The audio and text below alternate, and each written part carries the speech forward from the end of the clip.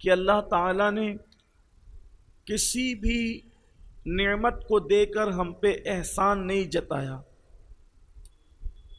اللہ نے احسان نہیں جتایا کہ ہم نے تمہیں یہ نعمت دی.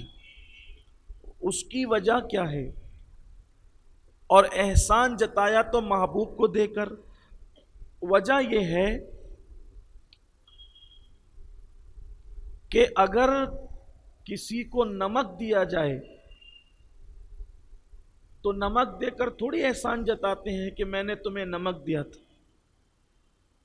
کیونکہ نمک کی اہمیت نمک دینے والے کے پاس نہیں ہوتی، اس لیے نمک دے کر کے احسان نہیں جتاتے.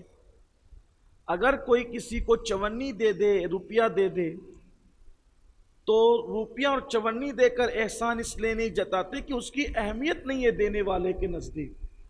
تو بلا تمثیل اللہ نے آسمان دیے، اللہ نے زمینیں دی، اللہ نے سورج دیا، اللہ نے چاند دیا، اللہ نے ستاروں کی انجمن دی، اللہ نے شفق کا جمال دیا، اللہ نے افق کی سرخیاں دی، اللہ نے گلوں کی نکہتیں دی، اللہ نے کلیوں کا تبسم دیا، اللہ نے ساری کائنات کا وجود دیا. لیکن اللہ نے احسان یہ سب دے کر اس لیے نہیں جتایا کہ اللہ کے نزدیک اس کی کوئی حیثیت نہیں ہے. اللہ تعالیٰ فرماتا ہے یہ جو دنیا کی متاع ہے الا قلیل، یہ بہت تھوڑی سی ہے، اللہ کے نزدیک اس کی کوئی اہمیت نہیں ہے. تو جس کی اہمیت نہیں ہے وہ دے کر تھوڑی احسان جتاتے ہیں. احسان بڑی چیز دے کر کے جتاتے ہیں کہ دینے والے کے نزدیک جس کی بہت اہمیت ہو. مثال کے طور پر جیسے کہ کوئی مرنے والا مر رہا ہو یا کسی کو پانی کی شدت سے پیاس لگی ہو اور پھر کوئی بندہ آ کر کہے کہ مجھے پانی دے دو، تو اب وہ پانی جو اس کے لیے بہت اہم تھا، قیمتی تھا، اس کی ضرورت تھا، اب اس نے اس کو دے دیا، تو پھر وہ کبھی کہے گا تجھے پتہ نہیں ایک دن مجھے اتنی پیاس لگی تھی کہ نہ پیتا تو مر جاتا، لیکن تو نے مانگا تو میں نے اپنے اوپر تجھے ترجیح دی اور میں نے اتنی محبوب چیز تمہیں دے دی. تو گویا کہ جو چیز محبوب ہوتی ہے وہ دے کر احسان جتایا جاتا ہے. کائنات میں کوئی چیز میرے اللہ کی محبوب نہیں ہے. اللہ کا جو محبوب ہے، محبوب اکبر ہے، سب سے بڑا محبوب ہے، وہ آمنہ کا لال ہے. اللہ نے ان کو دے کر احسان جتایا کہ لوگوں محبوب دینے کی چیز نہیں ہوتی، پھر بھی میں نے تمہیں محبوب عطا کر دیا، پھر بھی میں نے تمہیں محبوب عطا کر دیا. اس لیے اللہ نے احسان جتایا. اور دیا کسے؟ قربان جائیں، اپنا محبوب ہمیں دیا. ارے موسیٰ دیتا تو بھی کرم تھا، عیسیٰ دیتا تو بھی کرم تھا، داؤد دیتا تو بھی کرم تھا، ایوب دیتا تو بھی کرم تھا، لیکن قربان اس کو دیا جو اللہ کا محبوب ہے، جو اللہ کا محبوب ہے، وجہ تخلیق کائنات ہے. اللہ نے ایسا رسول عطا فرمایا. لیکن اپنی جو گفتگو کا اصل عنوان ہے اس پہ آنے سے پہلے ایک بات آپ کو بتانا چاہتا ہوں.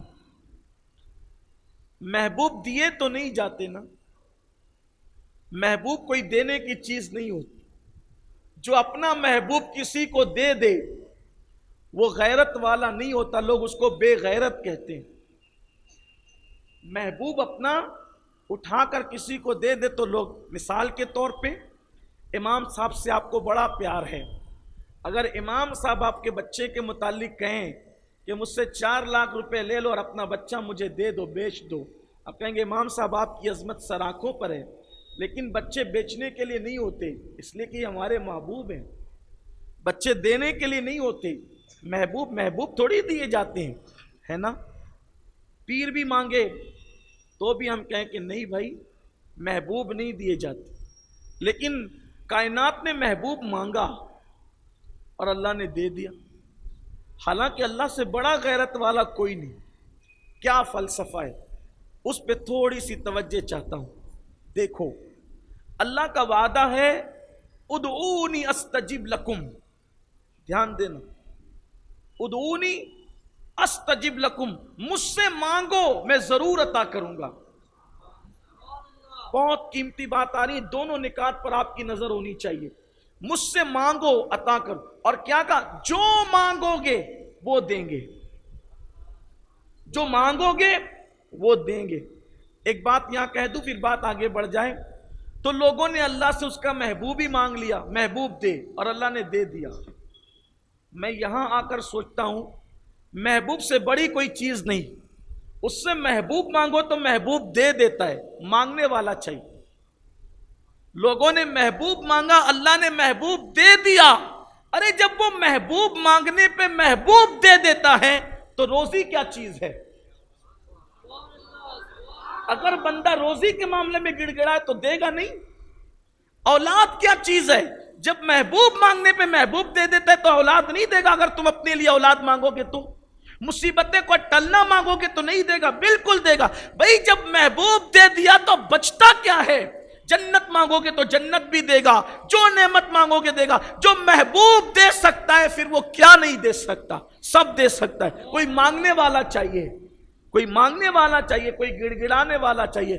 یاد رکھنا اپنے اللہ سے اپنا رشتہ اتنا مضبوط ہونا چاہیے کہ ادھر گڑ گڑاؤ اور ادھر اس کا اثر ظاہر ہو۔ کوئی رشتہ اتنا مضبوط کر کے دیکھے۔ اور مانگنے کا سب سے بہترین وقت کون سا ہے؟ سب سے بہترین وقت مانگنے کا ہے رات کا آخری حصہ، فجر کی نماز اذان سے جو پہلے کا فجر کا ٹائم جو شروع ہوتا ہے اس سے پہلے کا جو وقت ہے رات کا آخری پہر، وہ مانگنے کا بہترین وقت ہوتا ہے۔ اس وقت کوئی بندہ گڑ گڑائے تو اللہ اس کو ضرور دیتا ہے۔ لیکن بات آگے بڑھانے سے پہلے یہ کہ مانگو اس سے، جو مانگو گے ملے گا، وعدہ ہے اس کا۔ لوگوں نے محبوب مانگا دے دیا، لیکن بات یہ ہے محبوب دینے کی چیز تو نہیں اور اس نے دے دیا۔ جو محبوب دے دے لوگ اس کو کہتے ہیں کہ یہ غیرت والا نہیں، اور اللہ بہت غیرت والا ہے، بہت غیرت ہے اس کی۔ تو اگر لوگوں نے مانگا تھا نہ دیتا تو وعدہ ہے کہ جو مانگو گے دیں گے، اور مانگا تو دے دیا۔ اور محبوب کو ایسے ہی دے دیتا، کیونکہ جہاں شان سخاوت کا سوال ہے وہیں پر شان غیرت کا بھی تو سوال ہے۔ وہ جواد ہے، جو مانگو گے دیں گے، دے دیا۔ لیکن غیرت والا بھی تو ہے، دیا محبوب، مگر اس شرط پر دیا کہ محبوب دوں گا۔ تم نے مانگا نا، دوں گا محبوب، مگر تم اس کو دیکھ نہیں سکو گے۔ تم کوئی بھی تم اس کو دیکھ نہیں سکو گے، کیونکہ بھیجوں گا تو اپنی غیرت کے 70,000 پردے ڈال کے بھیجوں گا۔ نہ ابو بکر دیکھ سکیں گے ان کی حقیقت کو، نہ عمر دیکھ سکیں گے، نہ عثمان دیکھ سکیں گے، نہ علی دیکھ سکیں گے، کوئی نہیں دیکھے گا۔ بتا دیا کہ مجھے دیکھنے والا وہ ہوگا، اس کو دیکھنے والا میں ہوں گا۔ نہ کسی کو ایسی آنکھ دوں گا کہ وہ مجھے دیکھ سکے، اور نہ کسی کو ایسی آنکھ دوں گا کہ وہ اسے دیکھ سکے۔ بس بات اتنی ہے، مجھے وہ دیکھا کرے گا، اس کو میں دیکھا کروں۔ ایسا محبوب ہمیں دیا، 70,000 غیرت کے پر، اسی لیے ان کو کسی نے نہیں دیکھا۔ اسی لیے تو فرماتے صدیق اکبر سے، یا ابی بکر لم یعرفنی حقیقتا غیر ربی، اے ابو بکر میری حقیقت کو میرے رب کے سوا کوئی نہیں جانتا۔ اسی لیے وہاں ٹامک ٹوئیاں مت کیا کرو، وہ تو یہ ہے، وہ تو یہ، وہ کیا ہے، آپ کیا سمجھے؟ دیکھو آج کل نوجوان ہم سے پوچھتے ہیں یہ اتنے فرقے کیوں بنے؟ میں نے کہا آسان سی بات ہے، آسان سی بات ہے، فرقے کیوں بنے؟ دیکھیے ایک مولانا صاحب آپ کی بڑی مکہ مسجد میں آئیں اور چہرے پر ایک پردہ ڈال کر آئیں، پوری مسجد بھری ہو، جمعہ کا مجمع ہو، مولانا آئے چہرے پہ پردہ ڈال کے، اب کوئی بولے کہ بوجھو کون ہے یہ، تو کوئی کہے گا امین القادری ہے، اس کا ایک گروپ بن جائے گا، کوئی کہے گا امام صاحب ہے، اس کا ایک گروپ بن جائے گا، کوئی کہے گا حافظ غفران ہے، اس کا ایک گروپ بن جائے گا۔ جتنی منہ اتنی باتیں، اور سب کیا بول رہے ہیں؟ غلط۔ کیوں غلط کیوں بول رہے ہیں؟ کیونکہ وہ اپنے ظن پر بول رہے ہیں، اپنی عقل پر بول رہے ہیں، اپنی قیاس پر بول رہے ہیں۔ یہ اتنے فرقے کیوں بن رہے ہیں؟ فرقے کا مطلب ہوتا ہے گروپ۔ اتنے گروپ کیوں بن رہے ہیں؟ ایک آدمی ایک پردے میں آ گیا، کپڑے کے پردے میں آ گیا تو سب الگ الگ بولیاں ہو گئی، الگ الگ گروپ بن گئے۔ کسی نے صحیح بولا؟ بولو، کسی نے صحیح بولا؟ نہیں بولا، سب غلط، سب جھوٹے، مسجد میں جھوٹ بولنے۔ یہ سچی بات کیا تھی؟ سچی بات کیا تھی؟ اللہ جانے کون ہے. سچی بات کیا تھی؟ جب پردے میں آیا تو کیا کہتے؟ اللہ جانے. بولو یہ سچ ہے کہ نہیں ہے؟ حق پر کون؟ حق پر کون؟ جو پردے میں دیکھ کر کہ اللہ جانے کون، وہی تو حق پر ہے بلا تمثیل. ارے مولوی ایک پردے میں آیا تو اتنے گروپ بن گئے، اور جس نے قیاس سے کہا سب نے جھوٹ کہا، سب نے غلط کہا. تو جو اللہ کی غیرت کے 70,000 پردوں میں آیا تو اب لوگ کہتے کون؟ تو کوئی کہتا ہے فلاں، کوئی کہتا ہے بشر، کوئی کہتا ہے نور، کوئی کہتا ہے یہ، کوئی کہتا ہے وہ، کوئی کہتا ہے وہ. ارے اللہ کے بندو، جب رسول اللہ فرما رہے ہیں کہ میری حقیقت کو کوئی نہیں جانتا رب کے سوا، تو ہمیں کیا کہنا چاہیے؟ ان کا معاملہ اللہ پہ چھوڑو، اللہ جانے یہ کون ہے. اسی لیے حضور مفتی اعظم کہتے ہیں خدا کہتے نہیں بنتی، جدا کہتے نہیں بنتی. خدا کہتے نہیں بنتی، جدا کہتے نہیں بنتی. خدا پہ اس کو چھوڑا ہے، خدا جانے کہ کیا تم ہو. بس معاملہ ختم کرو کہ کیا ہے، کیونکہ وہ اللہ کی غیرت کے 70,000 پردوں میں آئے ہیں.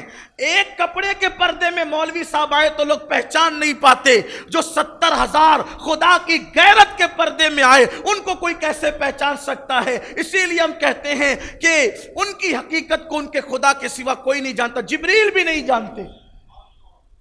اسی لیے تو حضرت شیخ عبدالعزیز دباغ لکھتے ہیں، شیخ عبدالعزیز دباغ لکھتے ہیں، کیا لکھتے ہیں؟ ایک دن جبریل علیہ السلام نے کہا اے اللہ میں آج تیرے محبوب کے پاس جانا چاہتا ہوں. اللہ نے کہا جاؤ، لیکن مولا جانا اس لیے چاہتا ہوں کہ میں اپنا پورا حسن تیرے محبوب کو دکھانا چاہتا ہوں. میں اپنا پورا حسن تیرے محبوب کو دکھانا چاہتا ہوں تاکہ تیرا محبوب میرا حسن دیکھ لے. اللہ نے کہا ٹھیک ہے جاؤ. تو جبریل نے پردے اٹھا دیے. جن پردوں میں جبریل تھے، جبریل نے پردے اٹھا دیے. اور پردے اٹھانے کے بعد ان دنوں حضور نے ابھی ہجرت نہیں کی تھی. حضور کعبے کی دیوار پہ پیٹ لگا کر بیٹھے ہوئے تھے، کعبے کی دیوار پہ پیٹ لگا کے بیٹھے ہوئے تھے. جبریل علیہ السلام ادھر سے چلے، ادھر اللہ نے فرمایا محبوب جبریل بے نقاب ہو کر کے آ رہا ہے، جو ہم نے 70,000 پردے ڈال رکھے ہیں اس میں سے ایک پردہ ہٹاؤ. وہ پورا بے نقاب ہو کر کے آ رہا ہے، آپ صرف ایک پردہ ہٹاؤ. ادھر میرے نبی نے اٹھایا پردہ، خدا جانے کیسے اٹھایا، کیا اٹھایا، اٹھانے والا جانے، جس سے اٹھا وہ جانے. لیکن جبریل اندر نہیں آ سکے. بس اتنا معلوم ہے کہ اندر نہیں آ سکے. جبریل اللہ کے حرم میں، حرم کعبہ میں داخل نہیں ہو سکے. جبریل ہیبت سے جبل ابو قبیس پر کھڑے ہو گئے. اللہ نے فرمایا اتنے شوق سے نکلے تھے جبریل جاؤ تو صحیح اندر محبوب کو اپنا آپ دکھاؤ. تو جبریل کہتے مولا جو انوار اور تجلیات مجھے سدرہ کے آگے جانے نہیں دیتے، وہ تجلیات اب میں یہاں دیکھتا ہوں وہ مجھے حرم کے اندر جانے نہیں دیتے. یہ شان ہے ان کی. لوگ ان کی شان کو کیا سمجھیں، ان کے مقام کو. لیکن اب چونکہ ہم نبی کے میلاد اور سیرت کے بیان کو بیان کرنے بیٹھے ہیں تو میں حضور علیہ السلام کے حلیے شریف کو کچھ بیان کرنا چاہتا ہوں، اور اس کی خصوصیات کیا تھی وہ بیان کرنا چاہتا ہوں. دیکھو حضور آئے، اور حضور آئے اب ان کی جو حقیقت ہے وہ ہمیں نہیں پتا. حضور آئے، ان کی جو حقیقت کس کو کہتے ہیں تھوڑا یہ سمجھیں آپ. ہم حضور علیہ السلام کی حقیقت اللہ پر چھوڑتے ہیں. نور ہونا یہ ان کی شان ہے. نور ہونا کیا ہے؟ ان کی شان ہے. اور بشر ہونا بھی ان کی شان ہے، اور ان کی حقیقت کچھ اور ہے. دیکھو میں اس کو سمجھاتا ہوں، اس کو تھوڑا ابھی الگ رکھیں. تھوڑا عنوان مشکل ہے لیکن سمجھنا ہے. ظاہر سی بات ہے حضور کی شان مشکل ہی تو ہوگی سمجھنا بھی اور سمجھانا بھی. اگر آسان ہوتا تو پڑوس میں رہ کے ابو جہل نہیں سمجھ پاتا. آسان تھوڑی ہے، لیکن آسان ہے. حضور کی شان اگر عقل سے سمجھو گے تو مشکل ہے، اور عشق کے رنگ میں ڈوب کر سمجھو گے تو آسان ہے. پڑوس میں رہ کے ابو جہل کو سمجھ میں نہ آیا، قرن میں رہ کر اویس قرنی کو سمجھ میں سب آ گیا. وجہ یہ عقل کے آئینے سے عقل کی عینک سے دیکھ رہا تھا، اور وہاں عشق کے رنگ میں ڈوبے ہوئے تھے اویس قرنی رضی اللہ تعالی. دیکھو حقیقت کس کو کہتے ہیں؟ مثال کے طور پہ یہ آپ کے سامنے ایک انسان بیٹھا ہوا ہے، یہ ہے اس کے کپڑے، امامہ، جوتے، چپل، یہ سب چیزیں، یہ اس کی حقیقت نہیں ہے۔ کپڑا میرا لباس ہے مگر یہ میری حقیقت بولو ہے نہیں ہے۔ موٹا ہونا میری صفت ہو سکتی ہے، میری حقیقت، پتلا ہونا میری صفت ہو سکتی ہے، میری حقیقت، کالا ہونا میری صفت ہو سکتی ہے، میری حقیقت، گورا ہونا میری صفت ہو سکتی ہے، میری حقیقت۔ حقیقت کس کو کہتے ہیں؟ جس سے انسان بنتا ہے، جس سے انسان بنے وہ اس کی حقیقت۔ کپڑے ہٹائیے، جو جسم ہے یہ میری حقیقت، یہ امین القادری، یہ ٹھیک ہے۔ اب یہ ہٹا کر کے میں باقی نہیں رہتا، کپڑوں کے بغیر میں باقی رہوں گا۔ آج یہ پہنا، کل دوسرا پہنوں گا، پرسوں تیسرا پہنوں گا، آئندہ چوتھا پہنوں گا، ہے نا، لباس بدلتا رہے گا۔ میری حقیقت، اب حضور کی حقیقت کیا ہے یہ اللہ جانتا، حقیقتاً غیر ربی، رب کے سوا کوئی نہیں جانتا۔ یہ بات سمجھ میں آ گئی؟ رسول اللہ کی حقیقت کو اللہ کے سوا کوئی نہیں۔ ہزاروں جبرائیل الجھے ہیں اس گرد منزل میں، نہ جانے کس بلندی پر ہے کاشانہ محمد کا۔ ان کی حقیقت کو کوئی نہیں، لیکن اس حقیقت محمدی کو، اب آپ کی توجہ میری طرف ہونی چاہیے، اس حقیقت محمدی کو جب زمین پر بھیجنا ہوا تو اب اس کو لباس بشر پہنایا گیا۔ حضور کو حقیقت محمدی کو کیا پہنایا گیا؟ لباس بشر، بشریت کا لباس پہنایا گیا۔ تو یہ بشریت کیا ہے؟ حضور کی حقیقت نہیں ہے، حضور کا لباس ہے۔ حضور کا جب چاہے اتار دے، جب چاہے اتار دے، لباس تو اتارا جاتا ہے، اتارنا پہننا چلتا رہتا ہے، حقیقت کچھ اور ہے۔ ابھی وہ آخری میں بیان کروں گا حقیقت کیا ہے۔ اگر آپ کا ذوق سلامت رہا تو آج ہی بیان ہو جائے گی کہ حقیقت، حالانکہ کوئی سمجھ نہیں سکتا لیکن بیان ہو جائے گی۔ اگر آپ توجہ کریں گے تو ہم بول دیں گے ان کی حقیقت کیا ہے۔ تو لباس بشر پہنا کر کے بھیجا۔ اب کیوں بھیجا لباس بشر پہنا کر؟ کیونکہ بشر کے درمیان بھیجنا تھا، بھیجنا تھا بشر کے درمیان، کام کرنا تھا بشر کے درمیان، اس لیے لباس بشر پہنا کر کے بھیجا، لباس بشر پہنا کر کے بھیجا۔ اللہ اکبر۔ اسی لیے بیدم شاہ وارسی کا وہ شعر مجھے بہت پسند ہے۔ بیدم شاہ صاحب فرماتے ہیں، بلکہ عرض کرتے ہیں کہ اب آدمی کچھ اور ہماری نظر میں ہے، اب آدمی کچھ اور ہماری نظر میں ہے، جب سے سنا ہے یار لباس بشر میں ہے، جب سے سنا ہے یار لباس۔ دیکھو سب لوگ جتنے بھی اہل ایمان ہیں سب لباس کا استعمال بشر کے لیے کیا کر رہے ہیں؟ لباس کا۔ اور میں نے بشریت کے متعلق کل بیان کیا کہ حضور نے اپنی طرح بشر کن کو کہا، کل وہ بیان ہو چکا۔ اب آج لباس بشر پہنا کر بھیجا۔ اب وہ لباس بشر میں آئے کیونکہ ان کو کلمہ پڑھانا تھا بشر کو، تو اسی لیے لباس بشر میں آئے۔ تو اب بشر کی ہوتی ہے آنکھیں، بشر کے ہوتے ہیں ہاتھ، بشر کے ہوتے ہیں کان، بشر کی ہوتی ہے زبان، بشر کے ہوتے ہیں پیر، بشر کا ہوتا ہے پیٹ، بشر کے ہوتے ہیں بال، بشر کے ہوتا ہے سر، یہ سب بشر کے اعضاء ہے۔ تو لباس بشر میں بھیجا، لیکن پھر بھی الگ کر دیا۔ الگ کیا کر دیا؟ کہ ہاتھ بشر کی طرح ہوں گے لیکن کام کسی اور کی طرح کریں گے۔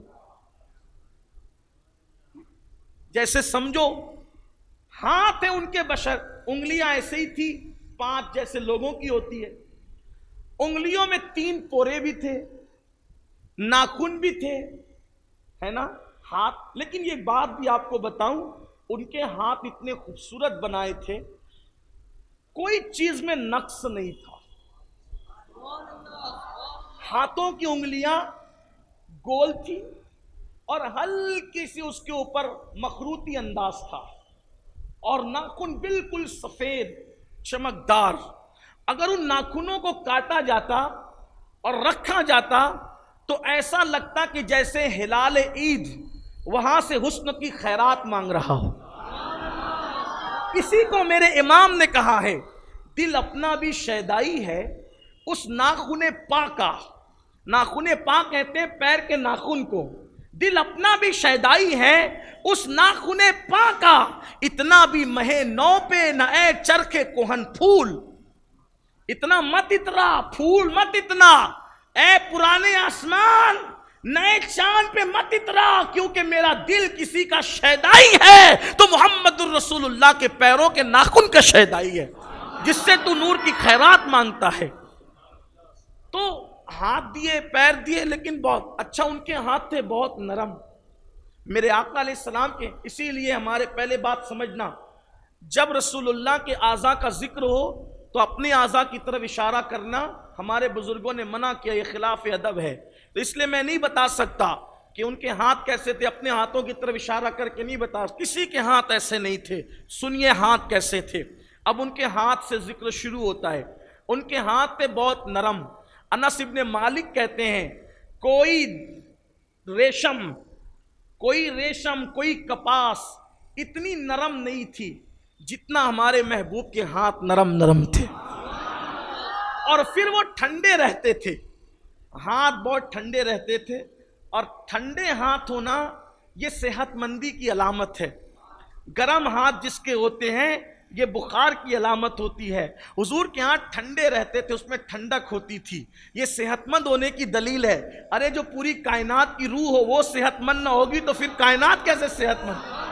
वो जो न थे तो कुछ न था, वो जो न हो तो कुछ न हो, जान है वो जहान की, जान है तो जहान है, वो रूह कायनात है। रूह कायनात सेहतमंद नहीं होगी तो कौन? तो बहुत नरम हाथ थे, ठंडे रहते थे। तीसरी चीज, इतने खुशबूदार रहते थे, ऐसा लगता था जब अगर कोई सुबह को उनसे मुसाफा कर लेता तो शाम तक उसके हाथ से खुशबू आती थी। यानी मुसाफा करने वाला छुपा नहीं सकता था कि मैं हुजूर से नहीं मिला हूं।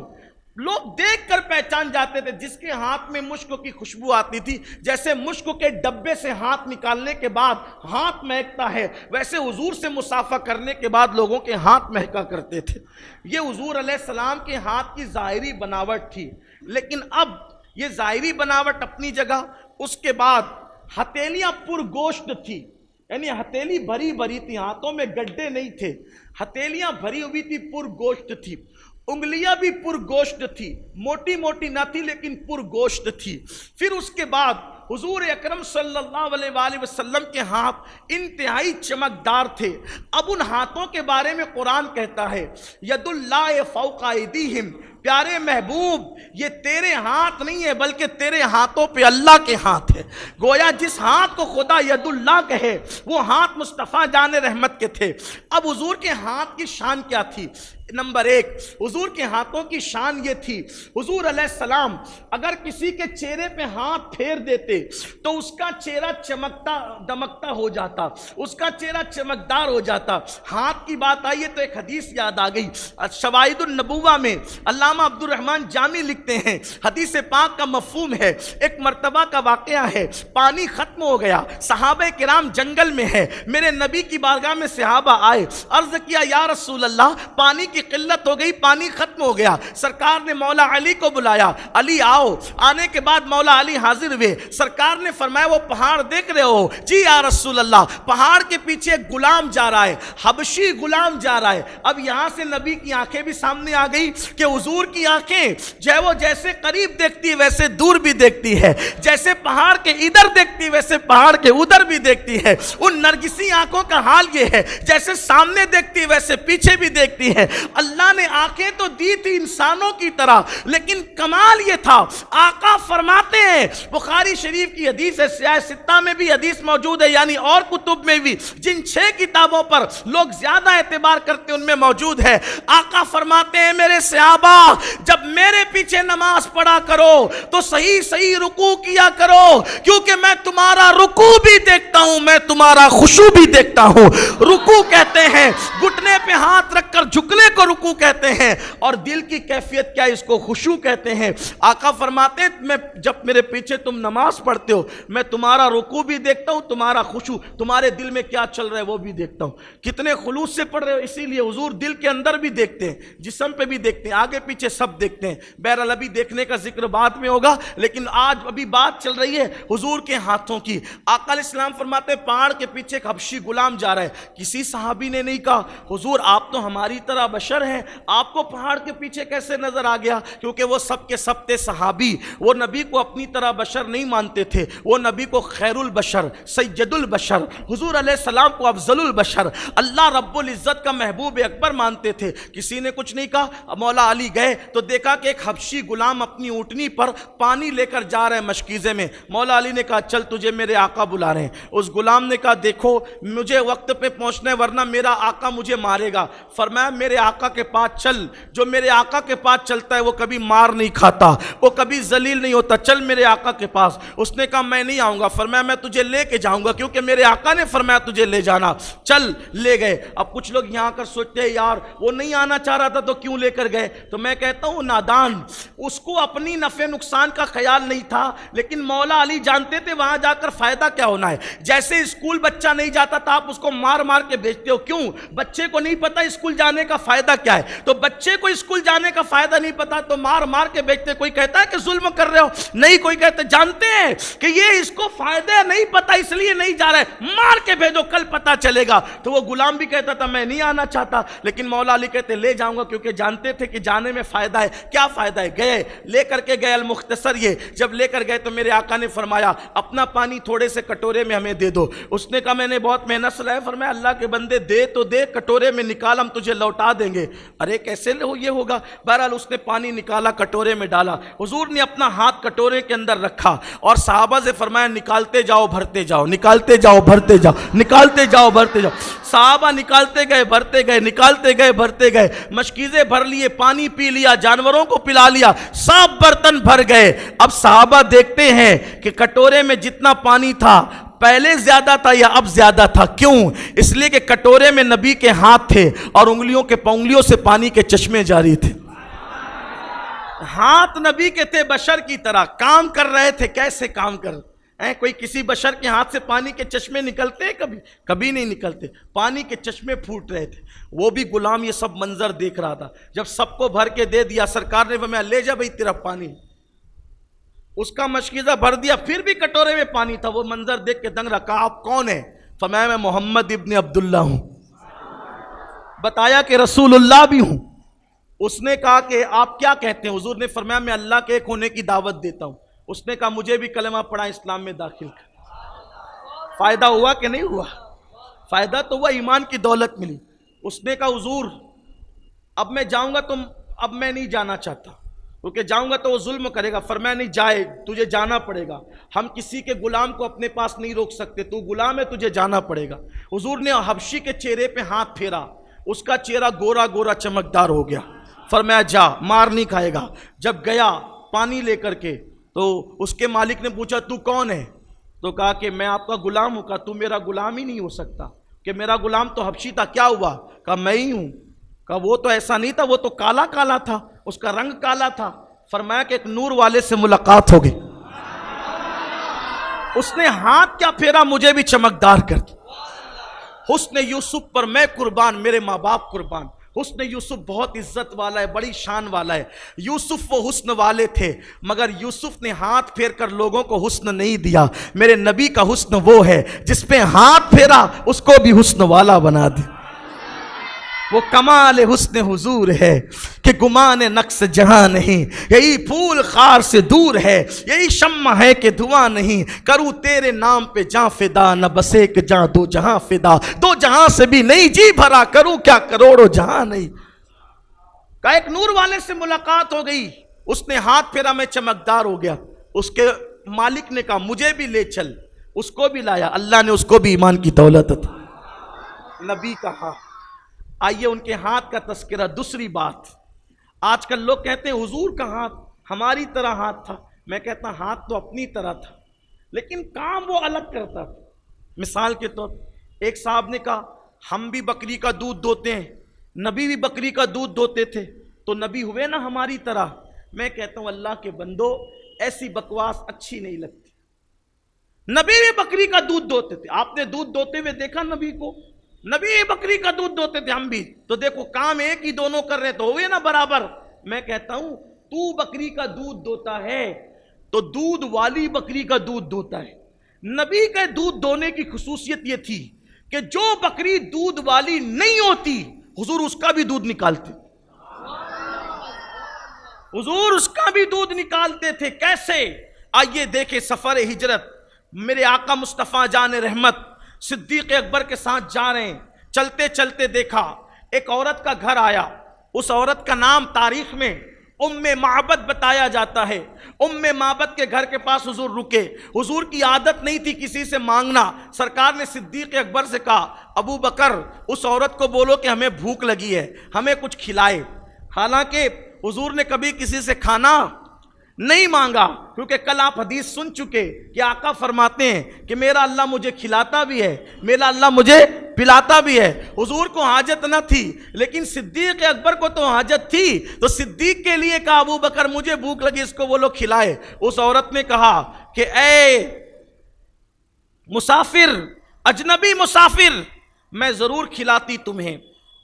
صدیق اکبر سے ام معبد نے کیا کہا, میں ضرور کھلاتی تمہیں, لیکن میرا شوہر ساری بکریاں لے کر چلا گیا.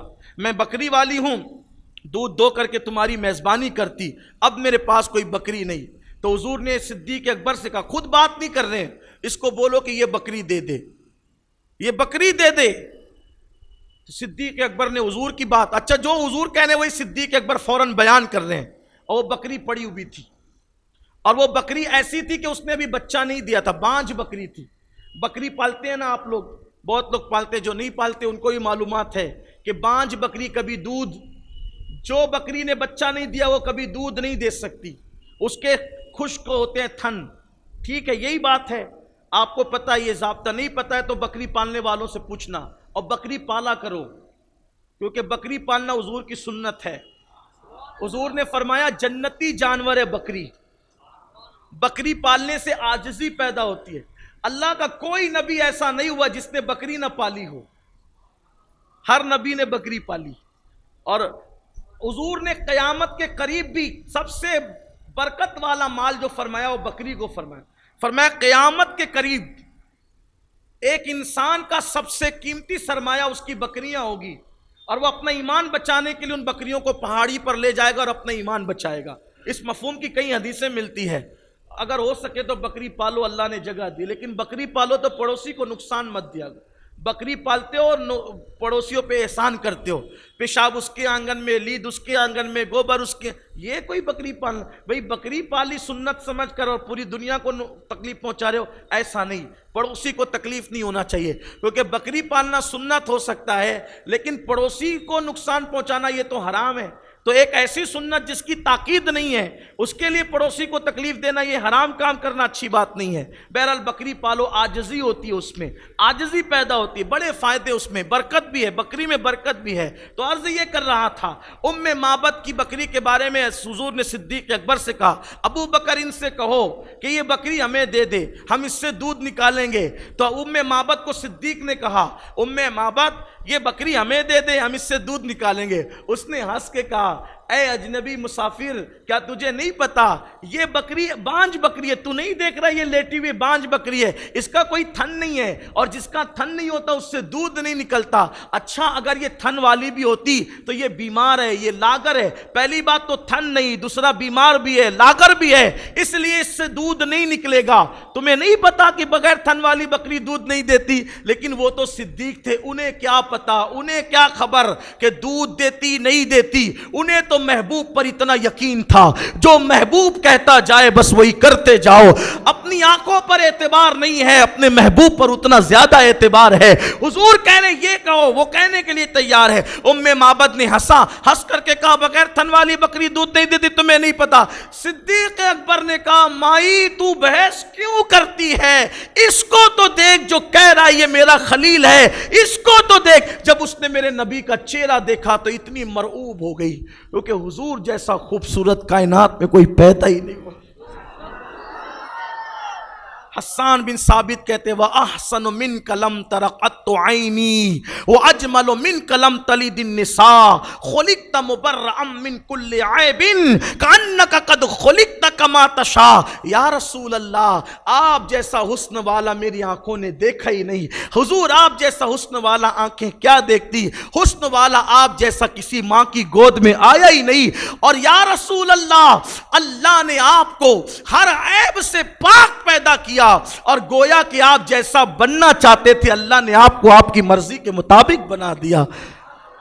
اللہ کی سرتاب قدم شان ہے یہ، انسان ہے انسان، وہ انسان ہے یہ۔ قرآن تو ایمان بتاتا ہے انہیں، ایمان یہ کہتا ہے میری جان ہے یہ۔ میرے امام میرے نبی کا حسن بیان کرتے ہوئے کہتے ہیں سرتاب قدم ہے تنے سلطان زمن پھول۔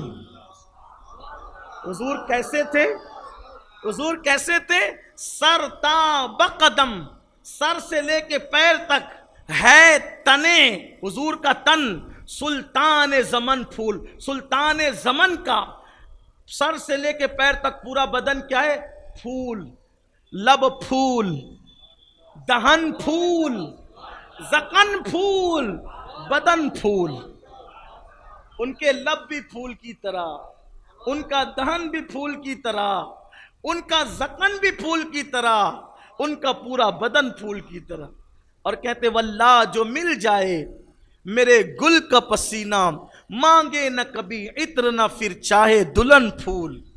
اور کہتے دندانو لبو زلفو رخ شاہ کے فدائی۔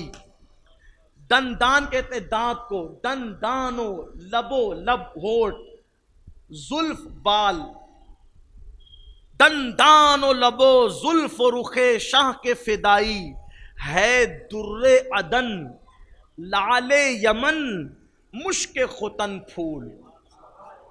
ہے در عدن لعل یمن مشک، یعنی کہ کسی نے پوچھا کہ عدن کے موتی بڑے مشہور ہیں، توجہ آپ، عدن کے موتی بڑے مشہور ہے، یمن کا لال بڑا مشہور ہے، ختن کا مشک بڑا مشہور ہے، تو یہ بنے کیسے؟ تو گویا میرے امام کہہ رہے ہو کہ جس نے میرے نبی کے دانتوں سے پیار کر لیا تو وہ عدن کے موتی بن گئے، جس نے رسول اللہ کے ہونٹوں سے پیار کر لیا وہ یمن کا لال بن گیا، جس نے نبی کی زلفوں سے پیار کر لیا وہ ختن کا مشک بن گیا، اور جس نے نبی کے رخسار سے پیار کر لیا وہ پھول بن گیا۔ کسی کو وجود ملا تو ایسے ملا۔ تو عرض یہ کر رہا تھا، بات دور نہ نکلے، کہ ام معبد سے صدیق نے کہا ان کو نہیں دیکھتی، یہ کہتے ہیں، دیکھا تو حیران ہو گئی۔ حدیث پاک میں آتا ہے حضور اتنے خوبصورت تھے، جو پہلی نظر میں حضور کو دیکھتا اس پہ ہیبت طاری ہو جاتا، کانپ جاتا، وہ اتنے خوبصورت، ہیبت طاری ہو جاتی، اتنا حسن تھا۔ پھر حضور اس کو جب مسکرا کر باتیں کرتے تو پھر وہ دل سے حضور کا شیدا ہو جاتا۔ اتنے خوبصورت تھے، اتنے خوبصورت تھے کہ دیواروں کا عکس حضور کے گالوں میں دکھتا تھا، چاند حضور کے گال میں، اس کا عکس حضور کے گالوں میں دکھتا، سورج کا عکس حضور کے گالوں میں، اتنے خوبصورت تھے۔ اور ان کے گال موٹے موٹے نہ تھے، گال ان کے ابھرے ہوئے نہ تھے، بلکہ ان کے گال نہ اندر کو دھسے تھے نہ ابھرے ہوئے تھے، بالکل ملے ہوئے تھے، رخسار ملے ہوئے تھے، اور ایک دم نرم تھے، نرمی تھی، پتلا پن تھا، جلد بھی بہت پتلی تھی۔ تو فرمایا نہیں دیکھتی، ان کو نہیں دیکھتی۔ اس نے دیکھا، کہا ٹھیک ہے، یہ لاگر سی مریل سی بکری ہے اور بغیر تھن والی ہے، تم مانگتے ہو تو اٹھا کے لے جاؤ۔ صدیق اکبر اٹھا کے لائے، حضور کے سامنے رکھا، حضور نے اس کی پیٹھ پہ ہاتھ پھیرا، بس وہ اٹھ کر کے کھڑی ہو گئی۔ ام معبد دیکھنے لگی، اس کو اس نے کبھی نہیں دیکھا تھا ایسے ہاتھ والا۔ میں نے حضور کے ہاتھ پہ گفتگو شروع کی ہے نا، حضور نے ہاتھ پھیرا۔ آپ مجھے بتاؤ، اگر حضور کے ہاتھ ہمارے ہاتھ کی طرح ہے تو بولو بکری پہ ہاتھ پھیرنے سے ہمارے ہاتھ تو میلے ہو جاتے ہیں، کبھی بکری کو کوئی فرق پڑتا ہے؟ کوئی فرق نہیں۔ اسی لیے کبھی بکری مل جائے تو اس کے بدن پہ ہاتھ اس نیت سے پھیر لو کہ میرے محبوب پھیرا کر۔ کسی دیوانے نے اسی لیے تو کہا ہے، اچھا شعر کہا ہے،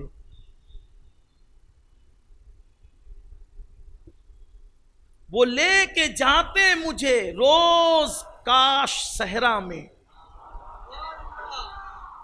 وہ لے کے جاتے مجھے روز، روز کی تمنا کی ہے، بکری بننے کی تمنا تو ہے لیکن معبد کی نہیں، کسی اور کی بکری، وہ لے کے جاتے مجھے روز کاش صحرا میں حلیمہ دائی کی بکری ہی بن گیا ہوتا، حلیمہ دائی کی بکری ہی بن گیا ہوتا۔ اچھی تمنا ہے لیکن یہ تمنا پوری نہیں ہو سکتی، اس کی تو ساری تمناؤں کا اظہار کرتے کرتے آ کر کے ایک ایسی تمنا کا اظہار کر دیا کہ وہ ہنوز ہو سکتی ہے لیکن ان کے کرم کی محتاج ہے، اللہ کرے ہو جائے پوری۔ تو حضور علیہ السلام نے ہاتھ پھیرا، بکری پہ ہاتھ پھیرنا بھی گویا کہ سنت ہو گیا، بکری پہ ہاتھ پھیرنا بھی سنت۔ حضور علیہ السلام سے پہلے جتنے انبیاء گزرے سب نے بکریوں کو پالا، سب نے بکریاں جنگل میں لے کر کے گئے، حضور بھی لے کے گئے، حضور تو بچپن ہی سے لے کے جاتے، حضور بچپن سے۔ اور ایک خاص بات تھی، جو بکریاں حضور لے کے جاتے تھے وہ بکریاں حضور کو چھوڑ کر کے کہیں نہیں جاتی تھی، ارد گرد گھومتی تھی۔ اسی لیے حلیمہ کے گاؤں کے لوگ کہتے تھے اپنی بچیوں کو، اپنے چرواؤں کو، ارے تم لوگ صبح سے شام تک چراتے ہو اور بھوکے جانور لے کر آتے ہو، وہاں چرایا کرو جہاں حلیمہ دائی کی بکری چرا کرتی ہے۔ ان کو کیا خبر، بکریوں کے چرنے کی بات نہیں ہے، کسی کے کھلانے کی بات ہے۔ جنگل میں حضور جہاں قدم رکھ دیتے تھے وہ جنگل ہرا بھرا ہو جاتا تھا۔ تو معبد کی بکری پہ حضور نے ہاتھ پھیرا، اٹھ کے کھڑی ہو گئی، حضور نے فرمایا ابو بکر صدیق سے پانی لاؤ، صدیق پانی لائے، حضور نے پانی لیا اور تھن کو دھویا، جیسے ہی تھن دھویا وہ بکری تھن والی ہو گئی۔ تھن والی کیا ہوئی، اس کے تھن بڑے ہو گئے۔ میرے آقا نے صدیق سے کہا اس کو کہو برتن لائے، معبد نے یہ منظر دیکھا، برتن لایا، حضور دھوتے رہے، جب دودھ دوہا تو دودھ دونے پر برتن بھر گیا، سرکار نے فرمایا اور برتن لا، دوسرا برتن بھرا، اور برتن لا، تیسرا برتن بھرا، اور برتن لا، چوتھا برتن بھرا، یہاں تک کہ معبد کے گھر کے سارے برتن بھر گئے۔ سرکار نے فرمایا اور برتن لا، ہاتھ جوڑ کے کہا اے مبارک۔ اس کو حضور کا نام نہیں معلوم تھا، اس کو حضور کا نام نہیں معلوم تھا، اس نے کہا اے مبارک، اے برکت والے، اب میرے گھر میں کوئی برتن نہیں ہے، سارے گھر کے برتن بھر گئے۔ گویا کہ اگر برتن اور ہوتے تو وہ برتن بھی بھر جاتے۔ حضور نے پیا، صدیق کو پلایا، کہا اچھا ہم چلتے ہیں، ہم دودھ دوئیں تو اتنا دوئیں جتنا ہے اتنا نکلے۔ اس میں بھی اگر بکری دودھ چرا لے، بڑے بوڑھوں سے پوچھنا بکریاں کچھ دودھ چور ہوتی ہے، اگر بکری دودھ چرا لے تو بڑے سے بڑا مفتی ہو، بڑے سے بڑا علامہ ہو، جو مائک پہ بیٹھ کے لفاظی کر سکتا ہے وہ بکری سے جیت نہیں سکتا دودھ دونے کے معاملے میں۔ یہ بات میں تجربے کی روشنی میں کہہ رہا ہوں۔ آپ پوچھے بڑے بوڑھوں سے، میری بات غلط نکلے تو پھر کہنا۔ اگر بکری دودھ چرانے پر آ جائے تو بڑے سے بڑا فنکار جیت نہیں سکتا دودھ نکالنے کے معاملے میں۔ یہ تیرے ہاتھ ہے کہ بکری سے ہار جاتے ہیں دودھ نکالنے کے معاملے میں۔ یہ محبوب کبریا کے ہاتھ ہے جو بغیر تھن والی بکری کو تھن والا کر دے اور اس کے بعد اتنا دودھ نکالے کہ دودھ سے برتن بھر جائیں۔ یہ ان کے ہاتھوں کی شان ہے، یہ ان کے ہاتھوں کی شان ہے۔ اب اگر میں اور بھی ہاتھوں ہی کا ذکر کیونکہ میں بھی آنکھ اور زبان پر اور کانوں پر بھی بات کرنا چاہتا تھا، لیکن چونکہ ہم نے آپ سے وعدہ کیا ہے کہ 12 دن محفل چلنی ہے تو کسی کا انتظار نہیں کریں گے آنے کا، 1 گھنٹے میں محفل ختم ہو جائے گی۔ تو محفل شروع ہونے کے لیے 1 گھنٹہ ہو چکا، اب ہم محفل مکمل کر لیں گے، لیکن حضور کے ہاتھوں کا ذکر کیا ہے۔ ایک بات مجھے اور یاد آئی، حضور کے ہاتھوں پر، حضور علیہ السلام کے ہاتھوں پر اللہ کے رسول علیہ السلام نے ایک بچہ جس کے سر پہ ہاتھ پھیرا تو بال کے جتنے حصے پر حضور نے ہاتھ پھیرا تھا، جب وہ بچہ بوڑھا ہو گیا تو بڑھاپے میں سارے بال سفید ہو گئے، لیکن جو ہاتھ حضور کے ہاتھ کے نیچے بال آئے تھے وہ بڑھاپے میں بھی سفید نہیں ہوئے۔ حضور علیہ السلام کی سالی تھی حضرت سیدہ اسماء بنت صدیق۔ ایک دن حضور وضو کر رہے تھے، وضو کرتے ہوئے حضور علیہ السلام نے عذرائے مزاح اپنے ناخنوں کا پانی انگلیوں کا ان کے چہرے پہ یوں ڈال دیا، ایسے کر کے۔ تو وہ ان کی عمر اللہ نے 80 سال سے زیادہ کی۔ حضرت اسماء بنت ابو بکر کربلا کے بعد بھی حیات رہی، لیکن ان کا پورا وجود بوڑھوں کی طرح ہو گیا تھا، مگر جو چہرہ تھا وہ جوان عورتوں کی طرح نظر آتا تھا۔ صرف وجہ یہ تھی کہ حضور کی انگلیوں کا گسالہ ان کے چہرے پہ پڑ گیا۔ حضور کی انگلیوں، حضور کے ہاتھوں کی شان ہے، انگلیوں کا گسالہ چہرے پہ۔ حضور نے عذرائے مزاح، انہوں نے مانگا نہیں، کوئی ماحول ایسا نہیں تھا، بس یوں ہی چھڑک دیا چہرے پر۔ وہ حضرت سیدہ عائشہ صدیقہ کی بہن تھی، تو چونکہ بیوی کی بہن ہونے کی وجہ سے ایک رشتہ تھا محبت کا، حضور نے یوں پانی چھڑکا تو بوڑھی ہونے کے بعد بھی وہ جوانوں کی طرح ان کا اتنا اچھا شان تو دیکھو۔ اگر پوری جوانی، پورا جسم جوانوں کی طرح رہتا تو لوگ کہتے کہ یہ صحت مندی کی دلیل ہے کہ 80 سال کے بعد بھی وہ جوان رہی، لیکن جسم پر جھریاں اور جسم پہ پڑ گئی تھی، مگر چہرہ بالکل جوانوں کی طرح، جوان عورتوں کی طرح لگتا تھا۔ یہ حضور کے انگلیوں کے چند قطروں کا اثر تھا۔ حضور علیہ السلام کے دست مبارک کا کیا کہنا، حضور علیہ الصلوۃ والتسلیم کا حال یہ تھا۔ اللہ اکبر، میرے کریم آقا مصطفیٰ جان رحمت صلی اللہ علیہ وآلہ وسلم ایک صحابی کے یہاں دعوت میں تشریف لے گئے۔ ایک صحابی کے حضور کے ہاتھوں کی بات تھی، ان کے ہاتھ کیسے تھے؟ لوگوں نے ان کے ہاتھ تو پڑھے لیکن ہاتھ کیسے تھے اس کو بھول گئے۔ ایک صحابی کے دعوت میں تشریف لے گئے، ان صحابی نے کھانا کھانے کے بعد حضور کو ہاتھ دھلایا، ہاتھ دھلانے کے بعد حضور کی بارگاہ میں رومال پیش کیا۔ حضور نے وہ رومال لیا اور اپنے ہاتھوں کو اس میں خشک کیا۔ بس حضور نے وہ رومال اپنے ہاتھوں میں یوں مل دیا، خشک کیا۔ اس کے بعد جب بھی وہ رومال کو دھلنا ہوتا تو وہ صحابی دھلتے نہیں تھے، بلکہ اس کو آگ میں ڈال دیتے تھے، اور آگ میں ڈالتے تھے وہ جلتا نہیں تھا، پھر اس کو نکال لیتے تھے تو صاف ستھرا ہو جاتا تھا۔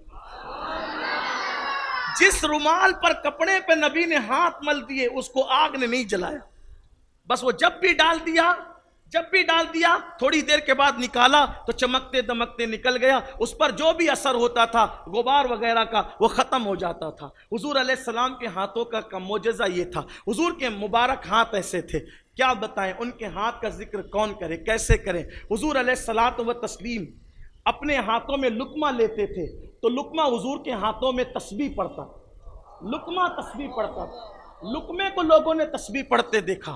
حضور علیہ الصلوۃ والتسلیم کے ہاتھوں کی شان یہ تھی، قربان جائیں۔ آئیے ایک حدیث پڑھ کر اپنی بات مکمل کرتا ہوں۔ بات مکمل ہوتی ہے تاکہ وعدے کے مطابق گفتگو ختم ہو جائے۔ حضور علیہ السلام نے نبوت کا اعلان کیا، حضور نے اعلان نبوت فرمایا۔ شروع کے دن تھے، مکے والے ہو گئے پریشان، مکے والے ادھر پریشان ہوئے، اب وہ نہیں چاہتے تھے مسلمان ہونا، حالانکہ وہ جانتے تھے حضور کے پاس اپنی امانتیں بھی رکھتے تھے، حضور کو صادق الوعد الامین بھی جانتے تھے، مانتے کیوں نہیں تھے؟ جانتے تھے مانتے نہیں تھے، اس لیے نہیں مانتے تھے کہ اگر حضور کو مان لیں گے تو ان کو غلام بننا پڑے گا اور ان کی سرداری ہاتھ سے چلی جائے گی۔ اور یہ بات میں اپنے دماغ سے نہیں کہہ رہا ہوں، یہ بھی میرے پاس ثبوت ہے حدیث کی شکل میں کہ اکرمہ بن ابو جہل جب مسلمان ہو گئے تو انہوں نے کہا، ایک بار میں نے میرے ابا ابو جہل سے پوچھا تھا کہ ابا سچ بتانا، میں اور آپ اکیلے، ہم لوگ دونوں اکیلے ہیں، کیا محمد حق پر ہے صلی اللہ علیہ وسلم؟ ابو جہل نے کہا ہاں حق پر ہے، وہ جو کتاب پیش کرتے وہ انسان کا کلام نہیں ہے، کسی غیبی قوت کا کلام ہے۔ تو میں نے پوچھا ابا پھر ہم مسلمان کیوں نہیں ہوتے جب ہمیں پتہ ہے کہ وہ حق پر ہے؟ وہ جو کتاب لائیں وہ انسانوں کی نہیں ہے، مخلوق کا کلام نہیں ہے، کسی غیبی قوت کا کلام ہے، پھر ہم کیوں نہیں مان لیتے؟ تب ابو جہل نے کیا کہا پتہ ہے کہ بیٹا ساری سرداری تو ان کے خاندان میں ہے، اگر ان کو مان لیں گے تو رہی صحیح جو تھوڑی بہت سرداری وہ بھی ختم ہو جائے۔ یعنی کہ قبیلے کی عصبیت نے ان کو حق ماننے سے روکا، انانیت پہ رہے، جہنم پہ گئے، یہ تعصب تھا۔ غلامی کی وجہ سے بس انہوں نے نہیں مانا کہ سرداری نہ چلی جائے. پاگل تھے کیونکہ اگر ان کے غلام بن جاتے تو وہ تو مکے کے نام نہاد سردار تھے, آج سرداری ختم ہو گئی. لیکن اگر حضور کے غلام بن جاتے تو پوری کائنات ان کو سردار مان لیتی. کیا بلال کو سردار نہ مانا؟ جب بلال سردار ہو گئے قیامت تک, ایک غلام تھے بلال, رسول اللہ کا کلمہ کیا پڑھا تو حضرت عمر فاروق جیسے عربی النسل ایک حبشی کو یا سیدنا بلال کہہ کر پکارنے لگے. لیکن سوچ کا فرق ہے. تعصب تھا, عصبیت تھی, بغض تھا, عناد تھا, حق نہیں مانا. بہرحال تو لوگ پریشان تھے, نہیں ماننا چاہتے تھے, اور ان کو سمجھ میں نہیں آ رہا تھا کہ حضور کو معاذ اللہ کیسے وہ نیچا دکھائیں. حضور کو نیچا دکھانے کی کوشش تھی, کیسے نیچا دکھائیں. بہت دماغ لگایا. ابو جہل کے دماغ میں, بہت ہوشیار تھا یہ ابو جہل, ایک دم جس کو کہتے ہیں نا شاطر دماغ, بہت چتر چالاک تھا. لیکن حضور نے ابو جہل کہہ دیا تو اب اس کو دنیا ابو جہل, حالانکہ اس کو لوگ کیا پہلے کہتے تھے, ابو الحکم, حکمتوں کا جاننے والا, حکمتوں کا باپ, دانائیوں کا جاننے والا, دانائیوں کا باپ, یہ لوگ کہتے تھے اس کو. حکمتوں والا, دانائیوں والا, دانش والا, مکے کے کریم لوگوں میں اس کا شمار ہوتا تھا, سردار. یہ ابو جہل, اس کا اصل نام تھا عمر بن ہشام. اس نے دماغ لگایا. اس کے دماغ میں ایک آدمی آیا, یمن میں رہتا ہے تھا وہ آدمی. اس شخص کو لوگ, یمن میں رہنے والے اس شخص کا نام تھا حبیب. کیا نام تھا اس کا؟ حبیب نام تھا. اور حبیب کو ابو جہل نے خط لکھا, حبیب تم بڑے ہوشیار آدمی ہو, ایک آدمی نے یہاں نبوت کا دعویٰ کیا ہے, تم آؤ اس سے بات کرو اور بات کرنے میں اس کو ہرا دو, کیونکہ تم بات کرنے میں سب کو ہرا دیتے ہو, اس کو ہرا دو. خط پہنچا, وہ سیدھا نکلا تیز رفتار اپنی اونٹنی سے, جو اس کی بہت تیز رفتار اونٹنی تھی, اس سے نکلا وہ یمن سے, اور جتنی جلدی پہنچ سکتا تھا وہ یمن سے مکہ المکرمہ پہنچا. یمن سے نکلا, مکہ شریف پہنچا. اب جب وہ پہنچا تو ملاقات کی ابو جہل سے, سب لوگوں سے, مکے کے کافروں سے. ملنے کے بعد ساری صورتحال معلوم کی, اور اس نے کہا کہ ہم محمد عربی سے ملیں گے, بات کریں گے صلی اللہ علیہ وآلہ وسلم. جب بھی آقا کا نام شریف آئے تو کیا کہا کرو؟ صلی اللہ علیہ وآلہ وسلم. کیا میرے ساتھ مل کے پڑھو, صلی اللہ علیہ وآلہ وسلم. مل کے پڑھو, صلی اللہ علیہ وآلہ وسلم. میں لوگوں کو یہ کہتا ہوں کہ صلی اللہ علیہ وسلم نہ کہا کرو, بلکہ کیا کہا کرو؟ صلی اللہ علیہ وآلہ وسلم.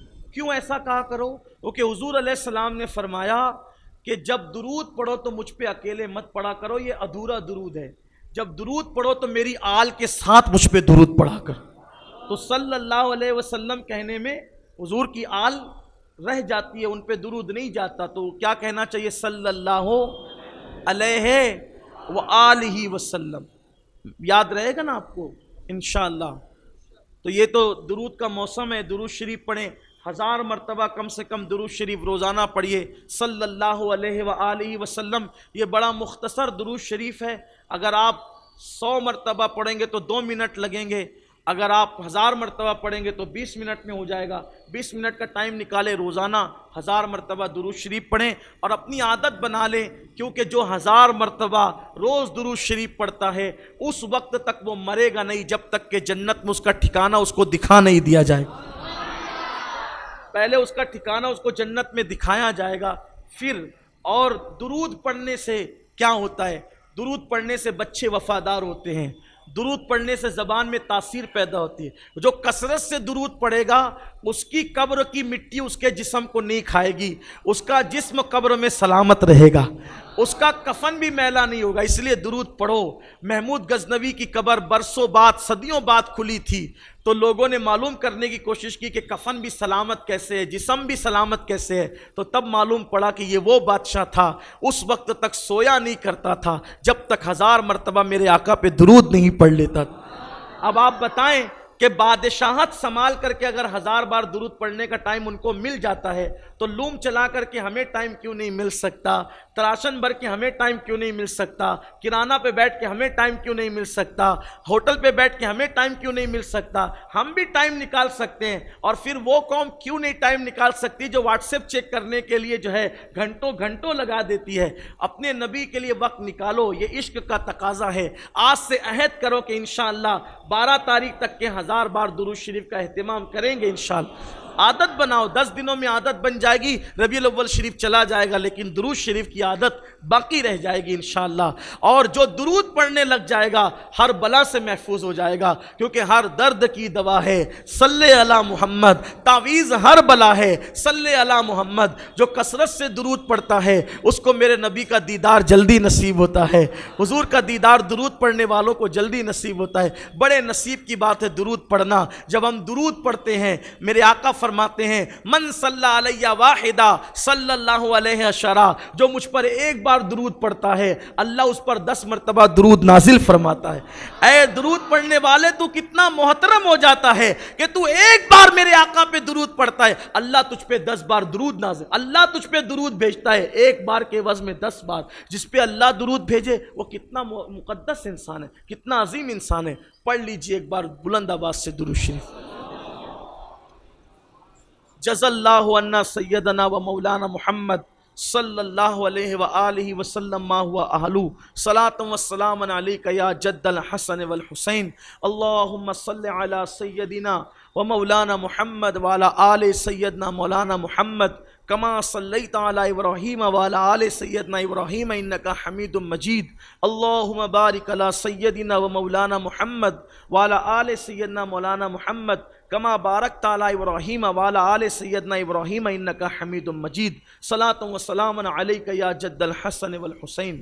تو حبیب یمنی نے سب سے ملاقات کی اور کہا کہ اب ہم محمد عربی روح فدا صلی اللہ علیہ وآلہ وسلم سے ملاقات کریں۔ ان کا نمائندہ آیا کہ آپ سے حبیب یمنی ملنا چاہتے۔ حضور نے فرمایا ٹھیک ہے ہم آنے کے لیے تیار ہیں۔ ماں خدیجہ سے کہا کہ میری قوم مجھے رسوا کرنا چاہتی ہے۔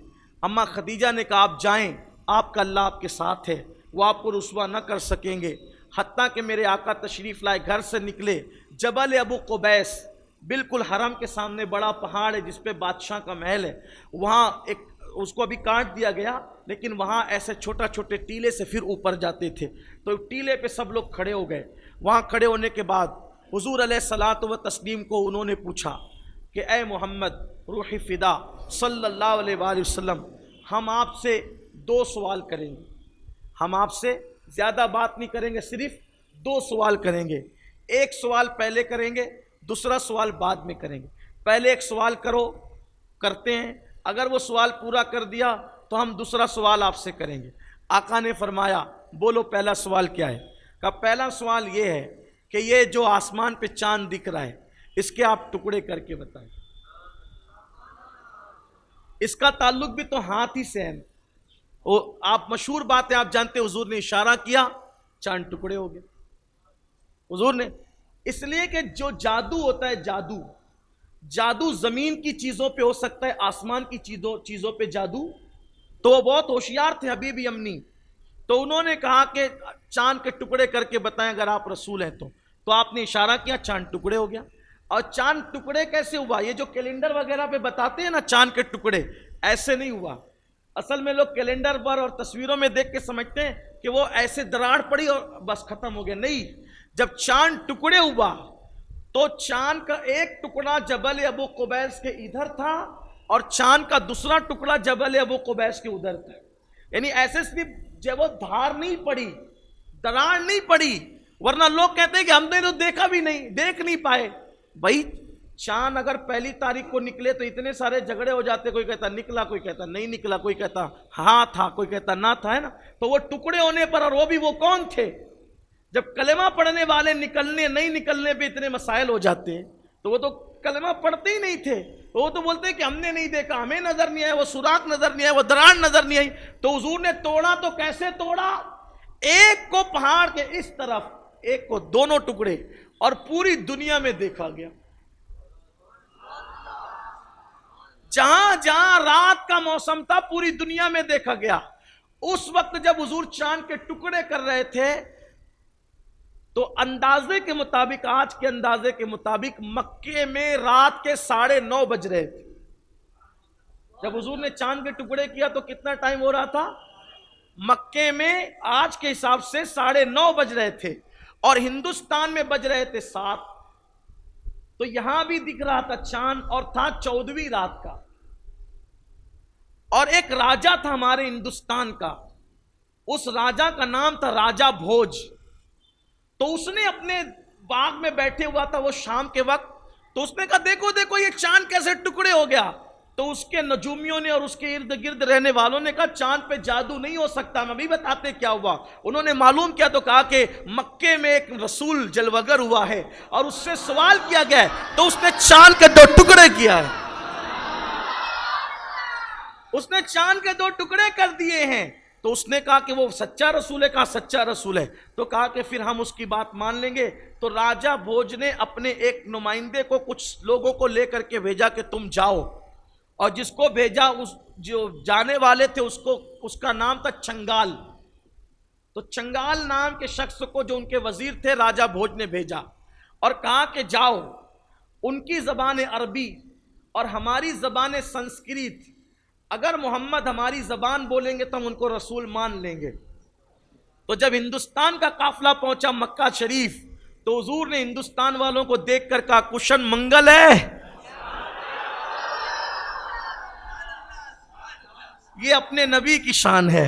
سب سے اولا وہ اعلیٰ ہمارا نبی، سب سے بالا وہ اعلیٰ ہمارا نبی، اپنے مولا کا پیارا ہمارا نبی، دونوں عالم کا دولہ ہمارا نبی، خلق سے اولیاء، اولیاء سے رسول اور رسولوں سے اعلیٰ ہمارا نبی، سارے اچھوں میں اچھا سمجھئے جسے، ہے اس اچھے سے اچھا ہمارا نبی، سارے اونچوں میں اونچا سمجھئے جسے، ہے اس اونچے میں اونچا ہمارا نبی، سب چمک والے اجلوں میں چمکا کیے اندھے شیشوں میں چمکا ہمارا نبی. کون دیتا ہے دینے کو منہ چاہیے، دینے والا ہے سچا ہمارا نبی. جس نے ٹکڑے کیے ہیں قمر کے وہ ہے نور وحدت کا ٹکڑا ہمارا نبی. سرکار نے وہ کشن منگل ہے. یہ تو حدیث میں ہے، حضور نے سنسکرت بھی بولی.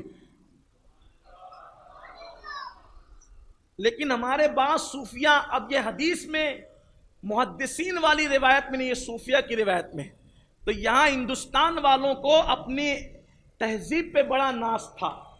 تو ہندوستان کی تہذیب میں اس دور میں کافی بہت دنوں تک حضرت محبوب الہی تک، اور میرے خیال سے تقریباً 8ویں 9ویں صدی تک، بلکہ بعد میں 11ویں صدی تک، بلکہ 12ویں صدی تک بھی، بلکہ 13ویں صدی تک بھی، یعنی آج سے 1.5 صدی پہلے تک کے ہندوستان میں یہ رواج تھا کہ جو بھی عزت دار آدمی آئے گا اس کو آپ شربت دیں، حلوہ دیں، یہ دیں وہ دیں، لیکن آخری میں اگر پان نہیں دے تو گویا کہ آپ نے اس کی بے عزتی کر دی. اس لیے پان کا یہاں بڑا رواج تھا. ہر عزت دار مہمان کو پان پیش کرتے تھے.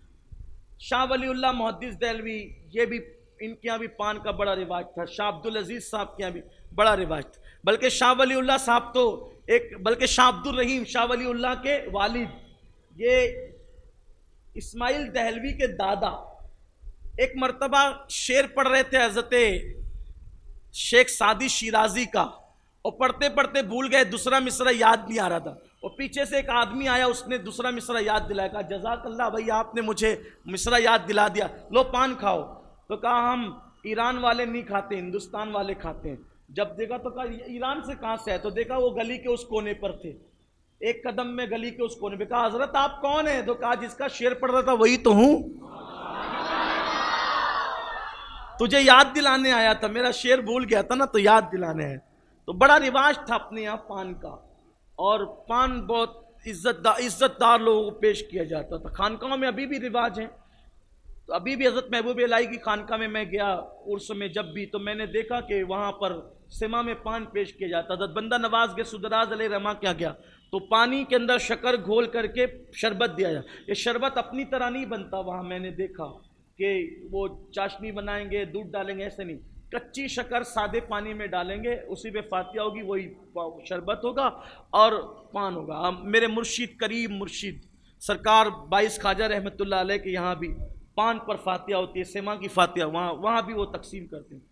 تو اتنی لمبی چوڑی بات بتانے کا مقصد یہ ہے کہ آپ کو پان کا عادی نہیں بنانا ہے۔ آپ یہ نہیں سوچے کہ ہم شروع کر دیں آج سے، ایسا نہیں ہے۔ بڑوں کی بڑی بات ہوتی ہے، بڑوں کی ہر چیز نہیں کی جاتی، بڑوں کی ہر چیز نہیں کی جاتی، لیکن بات عزت دار لوگوں کو پان دیا ہے۔ تو راجہ بھوج نے، صوفیہ فرماتے راجہ بھوج نے جب یہاں سے تحفے تائیں بھیجے، مشک کو بھیجا، جڑی بوٹیاں بھیجی، یہ بھیجا وہ بھیجا، کپڑے بھیجے، سب بھیجا، تو ہندوستان کے اندر جو یہ تھا کہ عزت دار لوگوں کو پان بھیجا جائے، پان نہ دے تو گویا کہ بے عزتی ہو گئی۔ تو صوفیہ فرماتے ہیں کہ راجہ بھوج نے پان بھی بھیجا، حضور علیہ السلام کو پان بھیجا۔ اب پان بھیجا تو اس نے چھالیاں، جس کو کہتے ہیں سپاری، وہ بھیجنا بھول گیا۔ تو جب ان کے لوگ پہنچے تو حضور کو پان پیش کیا۔ میں پھر کہہ رہا ہوں کہ یہ محدثین کی بیان کردہ حدیث نہیں ہے، صوفیہ کے اقوال میں۔ تو جب پان لے کر حضور کو پیش کیا تو حضور نے مسکرا کے کہا، یہ تم پان کے ساتھ تو کچھ اور بھی کھاتے ہو نا اس میں ڈال کر کے، وہ سپاری تم نہیں لائے ساتھ میں؟ تو انہوں نے کہا رے ہم تو بھول گئے۔ تو پھر وہ کلمہ پڑھ کے مسلمان ہو گئے۔ حضور نے ان کا نام رکھا عبداللہ۔ تو آج بھی ان کو پورے نام سے پہچانا تھا، عبداللہ شاہ چنگال۔ ان کا مزار یہاں موجود ہے، ایم پی کے اندر، دھار شریف کے اندر ہے نا، دھار میں موجود۔ یہ جو رتلام کے آگے دھار ہے، وہاں حضرت عبداللہ شاہ چنگال صحابی رسول کا مزار موجود ہے۔ تو یہ ہے بات، دور نکلی۔ تو میں عرض کیا کر رہا تھا کہ حبیب یمنی نے کہا کہ آپ چاند کے ٹکڑے کریں۔ حضور نے اشارہ کیا، حضور کے ہاتھ کا کمال، انگلی کے اشارے سے چاند ٹکڑے ہو گیا۔ یہ ہے حضور کے ہاتھ کا معجزہ۔ اب جب چاند کے ٹکڑے دیکھے تو یہ ابو جہل تو بھاگ گیا، کیونکہ اس کو لگا کہ بھئی اب تو معاملہ اپنے ہاتھ ہی سے گیا، جو دوستوں کو بلایا تھا وہ دوست بھی ہاتھ سے گیا۔ تو جب چاند کے ٹکڑے کر دیے تو حضور نے فرمایا حبیب اب دوسرا سوال تم بتاؤ گے کہ دوسرا سوال بھی میں بتا دوں؟ تم تو جواب پانا چاہتے ہو نا حبیب، میں تمہیں دوسرا سوال بتاؤں، تمہارا دوسرا، اور جواب بھی بتا دوں گا، سوال بھی، صرف جواب نہیں دوں گا، تمہارا سوال بھی بتاؤں گا۔ تو حبیب تو ڈھیر ہو گئے، کہنے لگے اگر آپ سوال بھی بتا دیں، جواب بھی دے دیں تو اور کرم ہو جائے، ہم کلمہ پڑھ کے مسلمان ہو جائیں گے۔ حضور فرماتے ہیں کہ جب ابو جہل کا خط تیرے پاس آیا تھا تو اپنے گھر سے نکلتے وقت سوچ رہا تھا کہ میری بیٹی ہے، جوان ہو گئی ہے، لیکن ماں کے پیٹ سے اندھی پیدا ہوئی ہے، ماں کے پیٹ سے مکی پیدا ہوئی ہے، گونگی پیدا ہوئی ہے، لنگڑی لولی ہے، نہ چل سکتی ہے، نہ دیکھ سکتی ہے، نہ بول سکتی ہے، نہ کوئی کام کر سکتی ہے، ماں کے پیٹ سے معذور ہے، ہو گئی ہے جوان اور وہ ہے تجھ پہ بوجھ۔ تو یہی چاہتا تھا نا کہ تیری بیٹی اچھی ہو جائے، اے حبیب جا تیری بیٹی اچھی ہو جائے گی، لیکن ایک شرط ہے کہ تو کلمہ پڑھ کے مسلمان ہو جا۔ اگر تو نے کلمہ پڑھ لیا میں ضمانت دیتا ہوں تیری بیٹی اچھی ہو جائے گی۔ حبیب نے پڑھا لا الہ الا اللہ محمد الرسول اللہ، کلمہ پڑھا، فرمایا جا تیری بیٹی کو شفا مل گئی، تیری بیٹی اچھی ہو گئی۔ حبیب نے کہا حضور میں جلدی جانا چاہتا ہوں۔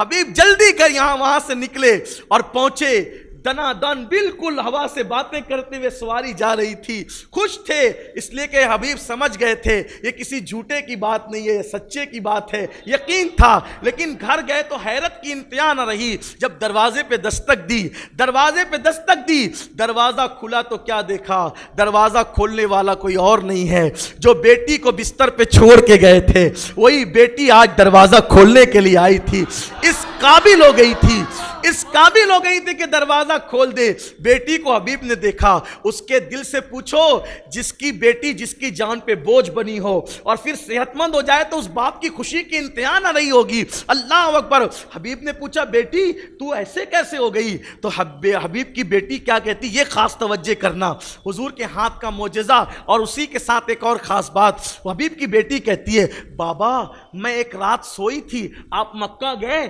اس کے چند دنوں کے بعد ایک رات میں بستر پہ پڑی تھی، آنکھ میری لگی، میں نے کیا دیکھا، ایک نورانی چہرے والے جس کی کالی کالی زلفیں تھی، جس کا سفید لباس، جس میں چاہے وہ ہوائیں معطر کرنے والی خوشبو کی لپیٹیں اٹھ رہی تھی، کالی کالی خوبصورت آنکھیں، کندھوں پر سیاہ چادر، اور وہ آ کر میرے قریب کھڑے ہو کر کہتا ہے، بیٹی میں اس وقت مکے میں تیرے باپ کو کلمہ پڑھا رہا ہوں، تو یہاں کلمہ پڑھ لے اور مسلمان ہو جا۔ اس نے مجھے پڑھایا لا الہ الا اللہ محمد رسول اللہ صلی اللہ علیہ وآلہ وسلم، تو میں نے جیسے ہی کلمہ پڑھا اس نے اپنا ہاتھ میرے بدن پہ رکھا تو اللہ نے مجھے صحت عطا فرما دی، تندرست دی۔ یہ حضور کے ہاتھوں کا معجزہ ہے۔ میرے امام کہتے ہیں ہاں جسم تو اٹھا غنی کر دیا، موج بحر سماحت پہ لاکھوں سلام۔ اگر یہ سلسلہ چلتا رہا انشاءاللہ تو ابھی آج ہم نے حضور کے ہاتھوں پہ گفتگو کی ہے، پھر انشاءاللہ یہ سلسلہ جاری رہے گا۔ اور آپ کل کا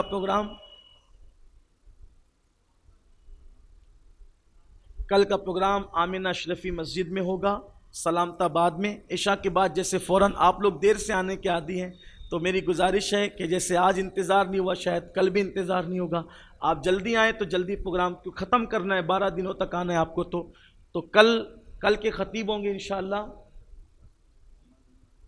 کل کے خطیب ہوں گے ہمارے حضرت مولانا مفتی محمد رضا مرکزی صاحب، کل ان کا خصوصی خطاب ہوگا حضور علیہ السلام کی آمد پر، حضور کی سیرت طیبہ پر، تو آپ کل کے پروگرام میں بھی ضرور شرکت فرمائیں۔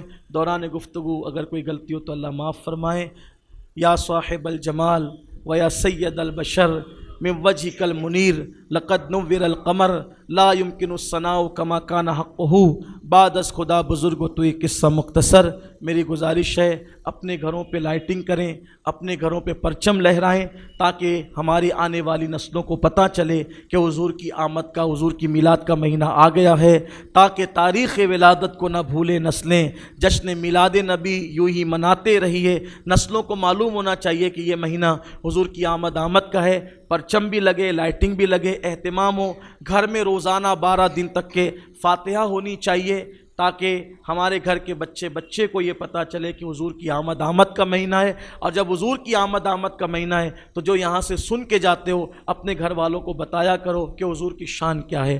السلام علیکم ورحمۃ اللہ وبرکاتہ۔